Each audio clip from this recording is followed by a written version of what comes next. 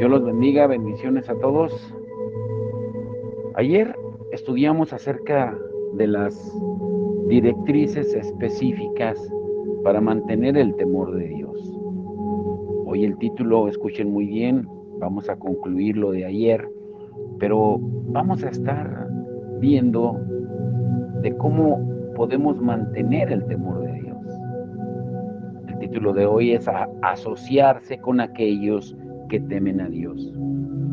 Si quieres mantenerte y crecer en tu temor de Dios, la séptima directriz es asociarte íntimamente con aquellos que andan en el temor de Dios. Mientras estemos en este mundo, debemos por necesidad tener tratos con aquellos que no temen a Dios. Y Pablo deja esto muy en claro en 1 Corintios 5, 9 al 10, cuando dice: os he escrito por carta que no os juntéis con los fornicarios, no absolutamente con los fornicarios de este mundo, o con los ávaros, o con los ladrones, o con los idólatras, pues en tal caso os sería necesario salir del mundo. En el transcurso de una vida normal y productiva, no podemos evitar tener contacto con aquellos que no temen a Dios. Debemos al menos guardar y muchas veces entablar relaciones con los impíos para vivir de manera responsable en este mundo y para establecer puentes de amistad con vistas a dar testimonio de las verdades del Evangelio. Pero Pablo se refiere a que cuando tienes la oportunidad y privilegio de seleccionar a tus amigos íntimos, ellos deben ser gente temerosa de Dios. El Salmo 119, verso 63, es un texto clave en este sentido. Compañero soy yo de todos los que te temen y guardan tus mandamientos. O sea, el salmista nos está diciendo que ha escogido deliberadamente como a sus íntimos asociados a aquellos cuyo temor de Dios es real y evidente para cualquier observador imparcial. ¿Pero por qué hace esto? El salmista entendió la psicología de las relaciones personales, que existe un poder de imitación, de absorción y de contagio entre individuos, de manera que en igualdad de circunstancias llegarás a ser como tus asociados más íntimos. O sea, es una ley de la naturaleza, si lo prefieres ver de esa manera. Y es por esto que la Escritura dice en Proverbios 22, 24 al 25, no te entremetas con el iracundo, ni te acompañes con el hombre de enojos, no sea que aprendas sus maneras y tomes lazo para tu alma. Es por esto que Dios nos advierte en contra de formar asociaciones íntimas con hombres malos, para que no nos convirtamos como ellos. Esta realidad es lo que provocó la advertencia de Pablo a los corintios, cuando dice en 1 Corintios 15:33, no os dejéis engañar, las malas compañías corrompen las buenas costumbres. Es parte de la manera como Dios nos hizo. No estamos encerrados en nuestro individualismo. Dios ha ordenado que los hombres vivan en comunidad y uno de los resultados inevitables de ello es este poder intrínseco de imitación, de absorción y de contagio. Y es en este sentido que el salmista dijo: compañero soy de todos los que te temen. Señor, está diciendo, quiero temerte.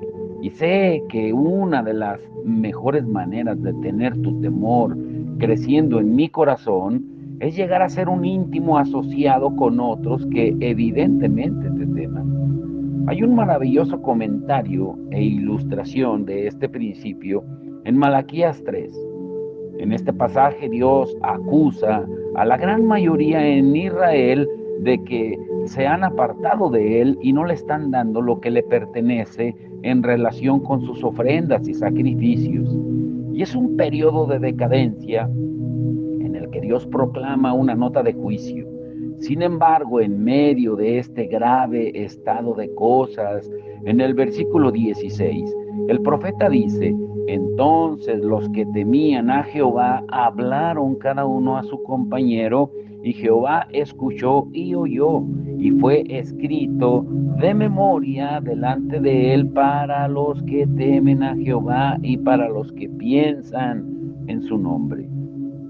Aquí hay una descripción del remanente piadoso, ese núcleo del verdadero Israel descrito como los que temían a Jehová y pensaban en su nombre. Y porque ellos estaban en minoría, se dieron cuenta de que necesitaban ser sostenidos en su temor de Dios, buscando a otros que también temieran a Dios.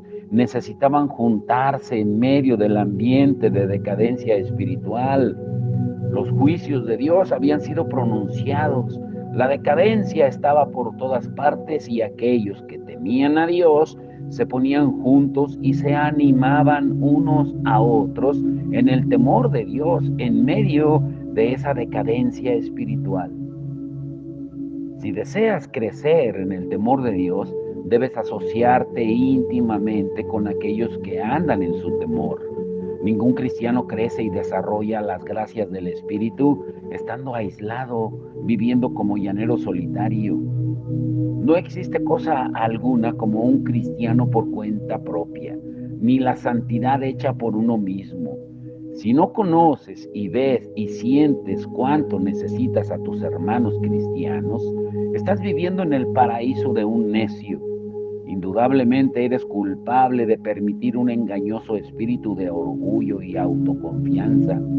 Cuando esas personas piadosas en los días de Malaquías miraron afuera y vieron la corrupción por todas partes y conocían algo del temor de Dios en sus corazones, cada uno dijo: me voy a ir a pique si intento hacerlo por mí mismo. Encontraré a otros que le teman y hablaremos a menudo entre nosotros. Qué maldición es ser engañado por pensar que puedes vivir por ti mismo. Dios puede humillarte con una trágica y grave caída para hacerte ver que el cuerpo de Cristo no es un lujo para tu desarrollo espiritual. La iglesia no es una banalidad, no es una opción. Si deseas crecer en gracia, es el lugar de crecimiento y desarrollo designado por Dios. La clave principal de un capítulo como Primera de Corintios 12 es que a cada hombre le es dada una manifestación del Espíritu para el provecho de todos.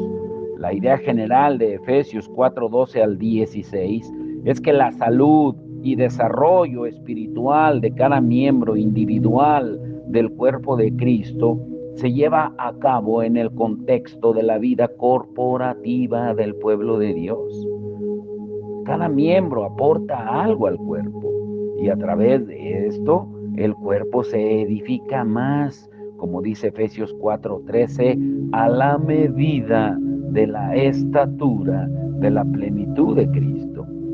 Muchos cristianos profesantes hoy se relacionan con el pueblo de Dios y con la iglesia de la misma manera que la gente del mundo se relaciona con las así llamadas parejas de hecho. O sea, se han convertido en una cosa aceptada para las parejas que cohabitan fuera de los vínculos del matrimonio, designar su relación como de compañeros. En las generaciones pasadas esta práctica era vista como inmoral y vergonzosa, pero ahora se ha convertido en aceptable hasta el punto de que muchos aún piensan que la institución del matrimonio es innecesaria y que está anticuada.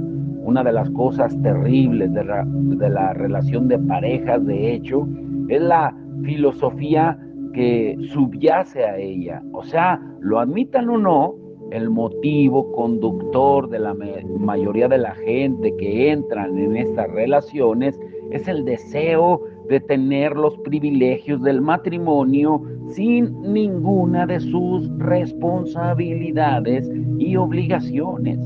Un hombre quiere compartir su cama y después el desayuno con una mujer, pero en el momento en que aparece algo que lo obliga a tener que compartir su ser con ella, de manera que le cueste algo, lo quiere dejar sin los inconvenientes y los gastos relacionados con obtener un divorcio. Muchos cristianos se comportan de manera parecida con respecto a su pacto de membresía en la iglesia. Ellos quieren todos los privilegios de la membresía de la iglesia y el compañerismo con el pueblo de Dios. Quieren tener un sólido ministerio de la palabra, un ambiente donde Dios sea exaltado y ellos sean verdaderamente amados y aceptados. Pero no quieren estar ligados para que así puedan escabullirse convenientemente en el momento en que las cosas vayan mal. Y te pregunto, ¿eres un cristiano de hecho? ¿O estás casado no solo con Cristo, sino también con su pueblo? Si estás casado con el pueblo de Dios y has entrado en una vida de pacto con ellos, pues entonces cuando surge el primer problema, no te irás por tu propio camino. Esta es una de las grandes bendiciones de la institución del matrimonio que se formaliza civil y públicamente. Muchos de nosotros confesaremos que hemos hecho frente a muchos problemas y dificultades para conseguir una verdadera intimidad marital. Si no hubiéramos estado ligados por vínculos más profundos que un simple acuerdo no escrito de que podemos compartir el mismo techo y la misma cama, sin duda habríamos sido tentados a abandonar esa relación.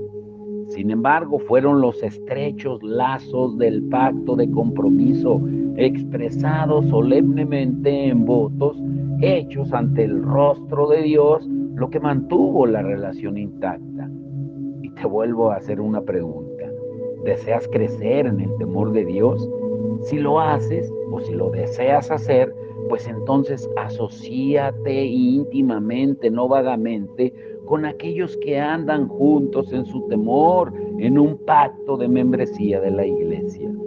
Y la octava y última palabra de consejo acerca de cómo podemos crecer en el temor de Dios, esta novia tan clara que tal vez algunos podrían incluso preguntarse la necesidad de plantearla, y es orar fervientemente por un incremento del temor de Dios. Una de las leyes inalterables del reino de Dios es pedir y se os dará en Mateo 7:7. O dicho de manera negativa como lo hizo Santiago, no tenéis lo que deseáis porque no pedís en Santiago 4:2. Cuando comenzamos a tomar en serio todo lo que la Biblia nos enseña acerca de la naturaleza, eficacia y lugar que la oración ha de tener en nuestras vidas, nos encontramos lidiando con algunas cuestiones muy profundas.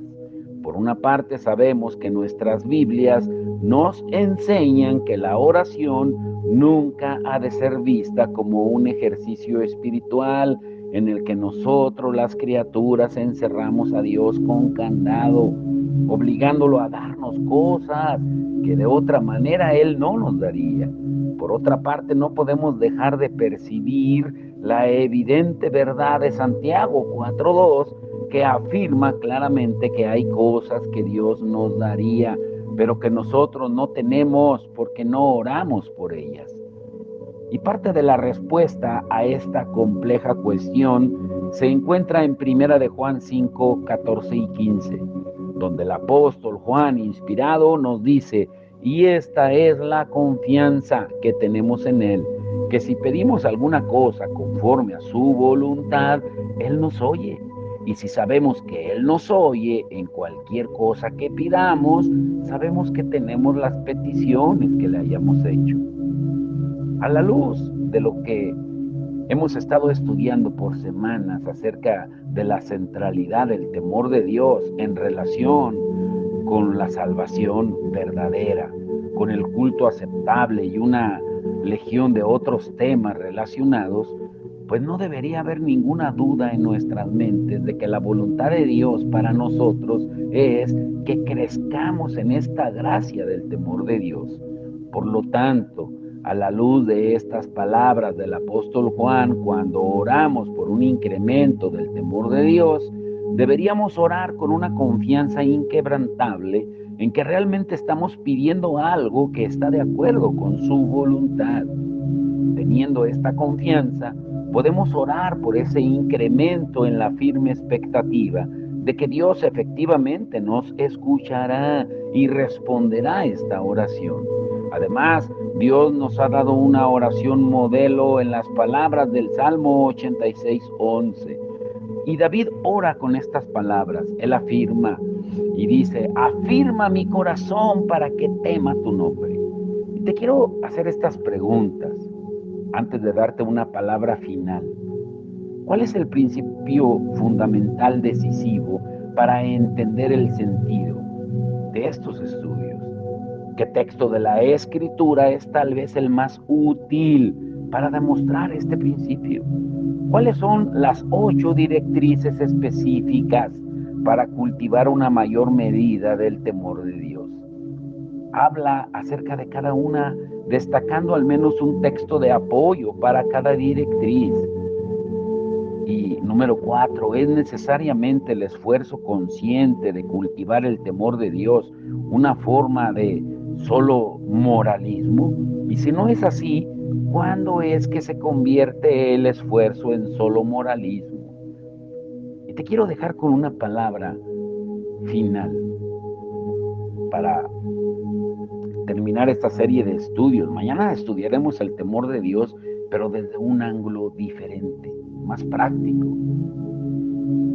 En los estudios que hemos estado viendo, intentamos establecer la importancia fundamental del temor de Dios, dando un repaso breve y selectivo del testimonio que la Escritura da acerca del temor de Dios en todas las secciones principales de la relación bíblica o de la revelación bíblica. Y desde el libro de Génesis hasta el Apocalipsis lo vemos. Sin embargo, al seleccionar los textos claves de las epístolas, deliberadamente hemos omitido hacer referencia al pasaje con el que nos proponemos traer el peso de la conclusión de estos estudios. Y el texto es Hebreos 12, del 18 al 29, centrándonos de manera especial en los versículos 28 y 29, cuando dice: porque no os habéis acercado al monte que se podía palpar y que ardía en fuego, a la oscuridad, a las tinieblas y a la tempestad, al sonido de la trompeta y a la voz que hablaba, la cual los que la oyeron rogaron que no se les hablase más, porque no podían soportar lo que se ordenaba. Si aún una bestia tocare el monte, será apedreada o pasada con flechas. Y tan terrible era lo que se veía que Moisés dijo: estoy espantado y temblando. Sino que os habéis acercado al monte de Sión, a la ciudad del Dios vivo, Jerusalén la celestial, a la compañía de muchos millares de ángeles, a la congregación de los primogénitos que están inscritos en los cielos, a Dios, el juez de todos, a los espíritus de los justos hechos perfectos, a Jesús, el mediador del nuevo pacto, y a la sangre rociada que habla mejor que la de Abel.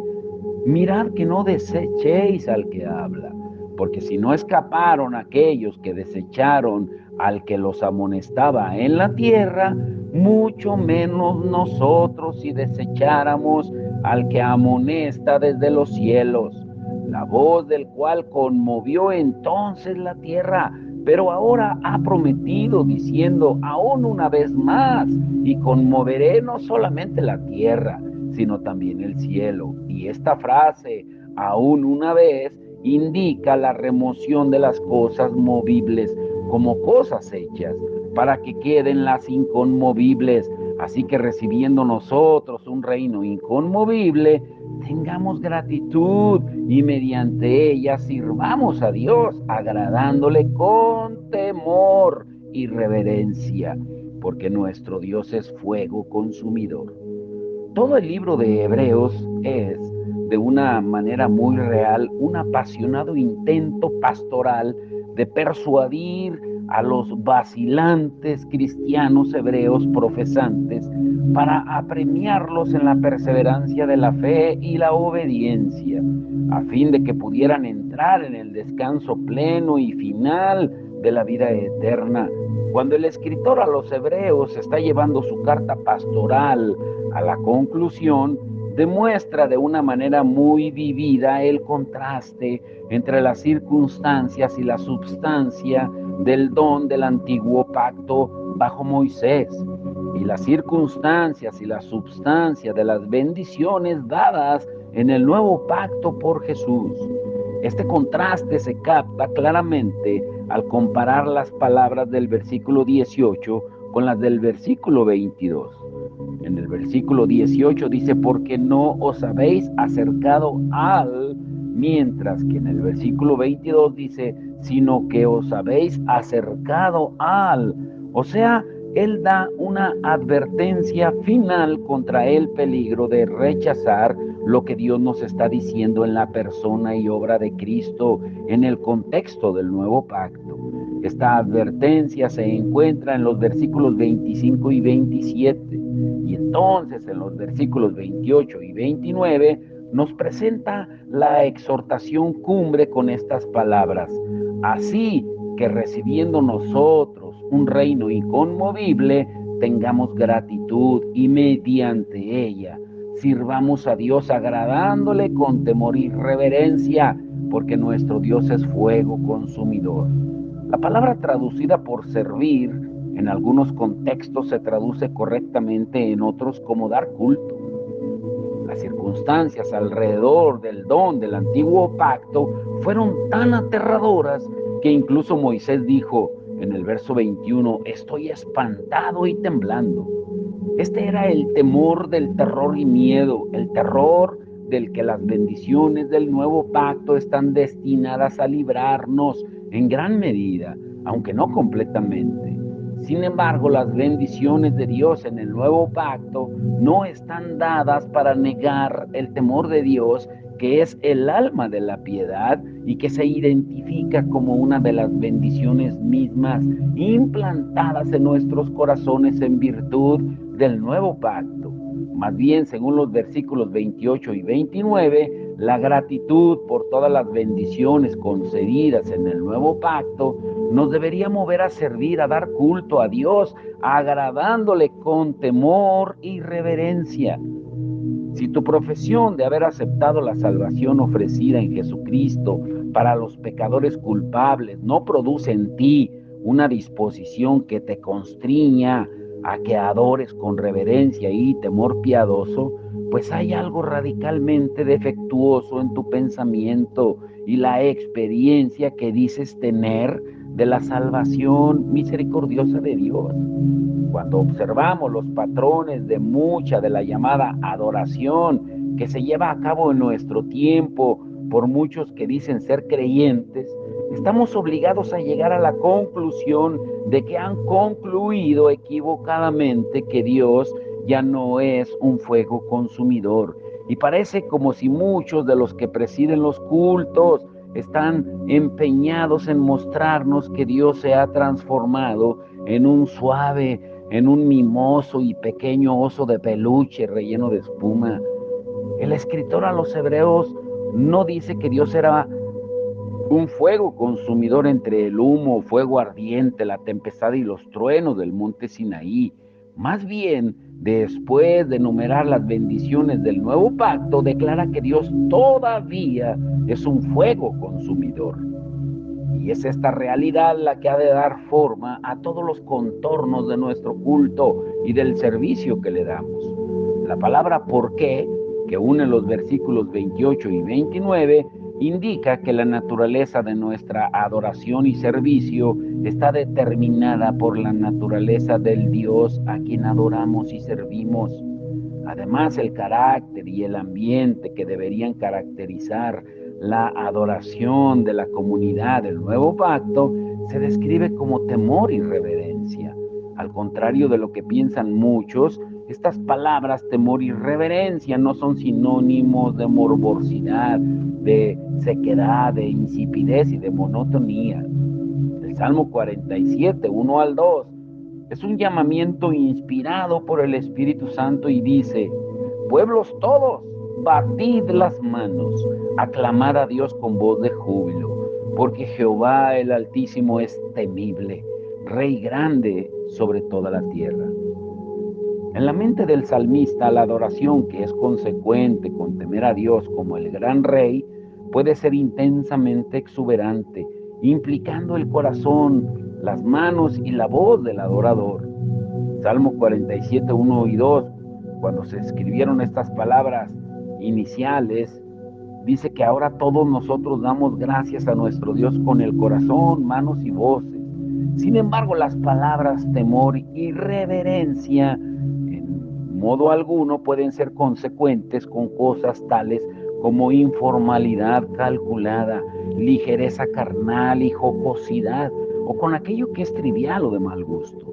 Asimismo, las palabras temor y reverencia nunca pueden cuadrar con oraciones que son nada menos o que pequeños parloteos rápidos para acercarse a la deidad, que nunca convendría con la idea de que el Dios a quien se dirigen no es solo nuestro Padre en los cielos, como dice Mateo 6:9, sino también Él es el mismo Dios descrito por el profeta Isaías como el alto y sublime, el que habita la eternidad y cuyo nombre es el Santo, como dice Isaías 57:15. El mismo Dios de Isaías 6, ante quien los serafines con rostros y pies cubiertos claman unos a otros diciendo: Santo, santo es Jehová de los ejércitos, en Isaías 6:3. Haríamos todos bien en escuchar cuando trata acerca del significado de adorar con temor y reverencia. Escuchen bien, el sentido de estas palabras se puede aprender mejor a partir de lo que es lo contrario de las mismas, cosas tales como, número uno, la falta del debido sentido de la majestad y la gloria del Dios con quien tenemos que tratar. Número dos, la falta del debido sentido de nuestra vileza. Y número tres, un atrevimiento carnal en el cumplimiento habitual de los deberes sagrados, lo cual Dios aborrece. Por esta razón, el temor es una humillación del alma en la adoración divina, con un sentido de la majestad de Dios y de nuestra propia vileza. La reverencia es un asombro religioso en el alma, en el cumplimiento de los deberes santos, que proviene de la consideración del gran peligro que hay de que cometamos fallos pecaminosos en la adoración a Dios. Y según el claro testimonio bíblico, la iglesia en Corinto había sido supremamente bendecida al poseer muchos de aquellos dones espirituales únicos de la época apostólica, en una congregación donde esos dones estaban presentes y estaban regulados en su ejercicio por las directrices apostólicas. Sería difícil seguir una rígida estructura litúrgica en un servicio de culto y ministerio público. Sin embargo, Pablo da por sentado que en ese contexto de libertad y manifestaciones inusuales del Espíritu de Dios, el concepto de Dios expresado a través del ejercicio de estos dones tendría que ser tal que el incrédulo o el que carecía de instrucción, si entraba ahí, tendría los secretos de su corazón descubiertos. Y de esta manera, como dice 1 Corintios 14, 24 al 25, postrándose sobre el rostro, adorará a Dios, declarando que verdaderamente Dios está entre vosotros. En otras palabras, se contempla a la persona cuya mente era instruida por medio de los dones extraordinarios, como captando el hecho de que el Dios que habita en medio de la comunidad reunida del nuevo pacto es un Dios que ha de ser adorado con temor y reverencia. El que está falto de esta instrucción o el incrédulo son descritos como postrándose sobre su rostro, adorando a Dios.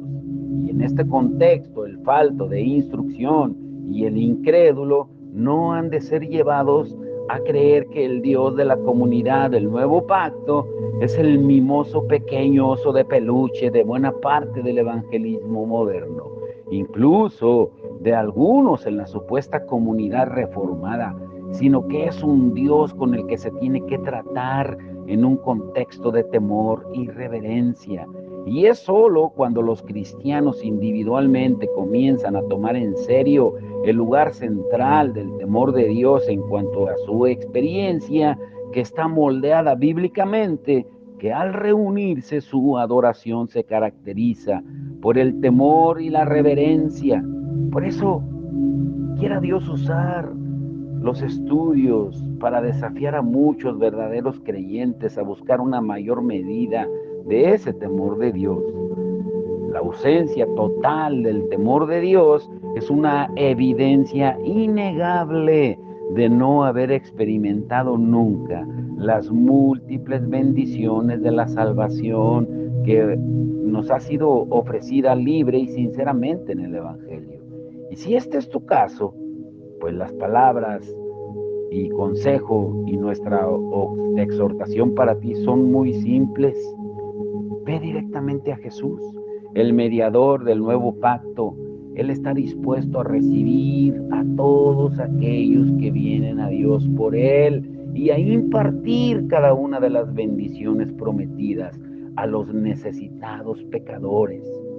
En las palabras del profeta Isaías, dice en Isaías 55, 6 y 7, buscad a Jehová mientras puede ser hallado, llamadle en tanto que está cercano.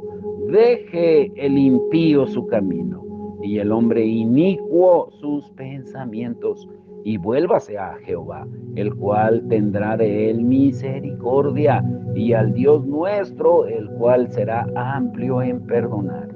Y te quiero dejar con estas 4 preguntas para que medites y reflexiones. ¿Qué pasaje de la Escritura presenta en un lenguaje de contraste la diferencia entre el antiguo y el nuevo pacto? Número 2, ¿qué es lo que en este estudio nos enseña que el Dios que ha establecido el nuevo pacto es digno de nuestro temor y reverencia? Número 3, ¿qué deficiencia fundamental caracteriza buena parte de la supuesta adoración de nuestros días? ¿Cuál es la raíz de esta deficiencia? Y número 4, ¿qué deberías hacer si has llegado a la convicción a través de la lectura de estos estudios de que tu corazón y tu vida están completamente desprovistos de alguna evidencia concreta de que verdaderamente temes a Dios? Vamos a orar. Padre, en el nombre de Jesús, te damos todo el honor y la gloria, Señor. Gracias por tu palabra. Gracias por estos estudios que nos enseñan y nos dan las directrices específicas para mantener el temor de Dios, para mantener e incrementar el temor de Dios en nuestra vida. Y tú no lo das y nos lo enseñas como si fuéramos niños de kinder, paso por paso, Señor, porque tú quieres implantar tu temor en cada uno de nosotros, como tú lo dices en Jeremías 32, 38 al 40, Señor, porque solo tú eres el que puedes implantar tu temor en cada uno de nosotros. Hoy te damos la gloria y la honra, Señor, y creemos de que tú seguirás perfeccionando la obra que has comenzado en cada uno de nosotros hasta la plenitud de Cristo en cada uno de nosotros, Señor. Señor, y que podamos vivir mientras estamos en este mundo con un temor reverente, porque somos extranjeros y peregrinos en este mundo. Que lo entendamos, Señor, y que no amemos al mundo para no constituirnos enemigos de ti, Señor, sino que te amemos a ti, que pues pongamos la mirada puesta en el autor y el consumador de nuestra fe, que eres tú. Te damos toda la gloria y toda la honra en el nombre de Jesucristo. Amén y amén.